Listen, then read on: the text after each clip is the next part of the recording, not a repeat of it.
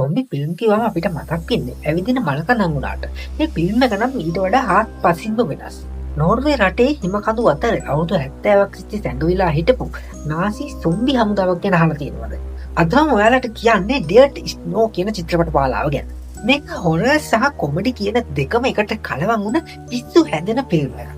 පළවෙනි චිත්‍රපටිය පටන් ගන්න නිවාඩුවක් ගත කරන්න හිම කඳු කරයකට යන යාළුවන් පිරිසක් වට. ඔවුන්ට අහම්බෙන් වගේ හම්බ වෙන දෙවනි ලෝක යුද්ධ සමයේදී නාසි හමුදාව විසින් හංගපු රන්කාසි පෙට්ටියක්.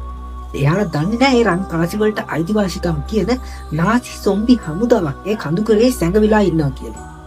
මේ යාළුවෝ පිරිස ඒ සොම්බි හමුදාවෙන් කොහොමද බේරෙන්නේ කියලා පළවෙනි චිත්‍රපට මාලාවෙන් අපිට බලන්න පුළුවන්. ඩියර්ට් ස්නෝ 2 කතා මාලාවේදී මීට වඩා උණුසුම් වෙනවා මේක. පළවෙනි කොටසෙන් බේරුණු එකම කෙනා වන මාටින්ගේ ඇඟට වැරදීමකින් පත්ත කරන්නේ නාසි සොම්බි නායකයාගේ අතක්. ඒ අතට පුළුවන් ඕනම් මැරුණු කෙනෙක්ව අපව සොම්බි කෙනෙක් කරන්න. ඉතින් නාසි සොම්බි හමුදාවත් එක්ක සටන් කරන්න මේ මාටින් මොකද දන්නවද කරන්නේ? එයා රුසියානු හමුදාවේ මැරිච්ච සෙබළුන්ව අපව නැගිට්ටවල සොම්බි කරලා ලොකු හමුදාවක් සූදානම් කරනවා මේ නාසි සොම්බිත් එක්ක සටන් කරන්න. සොම්බි හමුදා දෙකක් මූණට මූණ යුද්ධ කරන ලෝකේ පළවෙනිම සොම්බි යුද්ධය මේක වෙන්න පුළුවන්. ඔයාලා ලේ වැගිලින් පිරුණු ඒ වගේම hina යන අමුතුම කතාවක් බලන්න කැමති නම් මේ චිත්‍රපටි දෙකම අනිවාර්යෙන් බලන්න.